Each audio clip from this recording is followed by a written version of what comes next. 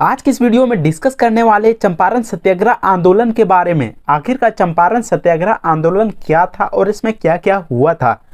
चंपारण सत्याग्रह आंदोलन पहला सत्याग्रह आंदोलन था जिसका नेतृत्व महात्मा गांधी ने दक्षिण अफ्रीका से भारत लौटने के बाद किया था। यह आंदोलन 1917 में हुआ था और व्यापक रूप से किसान विद्रोह के रूप में पहचाना जाता है। इसका नाम उस स्थान के नाम पर रखा गया जहां यह हुआ था। चंपारण जो बिहार राज्य का एक छोटा सा जिला है, इसे इंडिगो विद्रोह भी कहा जाता है। भारत के स्वतंत्रता आंदोलन में चंपारण सत्याग्रह आंदोलन का विशेष महत्व है, क्योंकि इस आंदोलन के द्वारा ही भारत के निर्धन एवं वंचित वर्ग के किसानों ने सर्वप्रथम बार अपने हकों के लिए शोषक वर्ग के खिलाफ आवाज उठाई थी। ब्रिटिश शासन के अंतर्गत देश के सभी वर्गों के नागरिकों की आर्थिक दशा अत्यंत खराब थी। बिहार के चंपारण जिले में रहने वाले निर्धन, भूमिहीन, वंचित कृषकों से वहां के जमींदारों एवं साहूकारों के द्वारा जबरदस्ती नील की खेती करवाई जा रही थी। नील की खेती करने से न सिर्फ किसानों की उपजाऊ कृषि भूमि की उर्वरता नष्ट हो रही थी, बल्कि वे अपने आवश्यक खाद्यान्न उत्पन्न करने में भी सक्षम नहीं थे। साथ ही जमींदारों द्वारा किसानों से मनमाने ढंग से फसल की वसूली के साथ साथ विभिन्न नियम कानून भी लागू किए गए थे जो किसानों का शोषण करते थे। अकाल एवं अन्य प्राकृतिक आपदाओं के समय भी किसानों को किसी प्रकार की छूट नहीं दी जाती थी। समय पर फसल न जमा करने वाले कृषकों को जमींदारों द्वारा बुरी तरह से पीटा जाता था।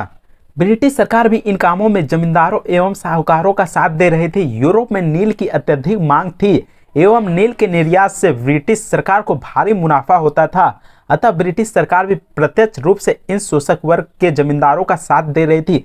जमींदारों एवं ब्रिटिश सरकार के बढ़ते अत्याचारों से तंग होकर ही चंपारण के कृषक चंपारण सत्याग्रह आंदोलन के लिए मजबूर हुए। चंपारण सत्याग्रह को शुरू करने में चंपारण जिले के पंडित राजकुमार शुक्ल का विशेष योगदान है, जिन्होंने गांधी जी को चंपारण आने के लिए मनाया एवं नील कृषकों की दशा से गांधी जी को अवगत कराया। गांधी का चंपारण आगमन 10 अप्रैल 1917 को हुआ। यहाँ वे भारत के प्रथम राष्ट्रपति एवं विधिवेत्ता डॉक्टर राजेंद्र प्रसाद, नारायण सिन्हा, ब्रज किशोर प्रसाद एवं रामनाथवी प्रसाद के साथ आए थे। इसके पश्चात उन्होंने यहाँ के किसानों की दशा का अध्ययन करना शुरू किया एवं किसानों पर हो रहे अत्याचारों की पड़ताल करना शुरू किया। यहाँ से गांधी जी ने बिहार के विभिन्न नील उत्पादक क्षेत्रों का दौरा करना शुरू किया और नील की खेती के लिए किसानों के जीवन पर पड़ने वाले प्रभाव के बारे में अध्ययन करना शुरू कर दिया। इस आंदोलन के दौरान गांधी जी मुजफ्फरपुर का भी दौरा किया, जहां उन्होंने 15 अप्रैल 1917 को प्रोफेसर जे.बी. कृपलानी से मुलाकात की। इसके पश्चात मुजफ्फरपुर के वकीलों ने भी गांधी जी का साथ देने की घोषणा की। गांधी जी के चंपारण पहुंचने की खबर से ब्रिटिश अधिकारियों में हड़कंप मच गया था। यही कारण था कि गांधी जी के बिहार आगमन पर ही ब्रिटिश अधिकारी उन्हें बिहार की सीमा से बाहर करना चाहते थे।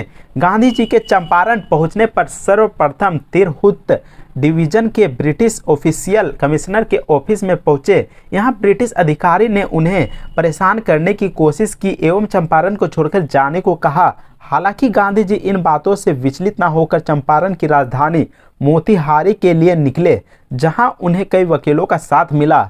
गांधी जी को अब तक हजारों किसान ज्वाइन कर चुके थे। यही कारण था कि चंपारण के डिस्ट्रिक्ट कोर्ट द्वारा नोटिस जारी किया गया एवं चंपारण छोड़ने का आदेश दिया गया, परंतु गांधी जी ने मानवता की सेवा के लिए चंपारण छोड़ने से इनकार कर दिया।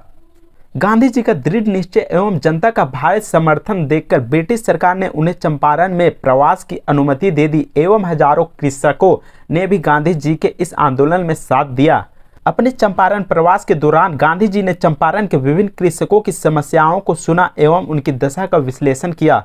हजारों कृषकों की कहानी, दस्तावेजों एवं अपने साथियों की मदद से इकट्ठा सबूतों के आधार पर गांधी जी ने lieutenant governor sir Edward Gait को नील कृषकों की दशा के बारे में अवगत कराया, जिसके पश्चात एडवर्ड गेट द्वारा नील कृषकों की दशा के अध्ययन के लिए कमीशन का गठन किया गया, जिसमें गांधी जी भी शामिल थे। इस कमीशन की रिपोर्ट में नील कृषकों की दुर्दशा की पुष्टि हुई एवं सरकार द्वारा चंपारण कृषि विधेयक पास किया गया, जिसके माध्यम से कृषकों के हितों की रक्षा हेतु दमनकारी व्यवस्था को समाप्त करने, कृषकों को उचित मुआवजा देने एवं अन्य राहतों पर सहमति बनी।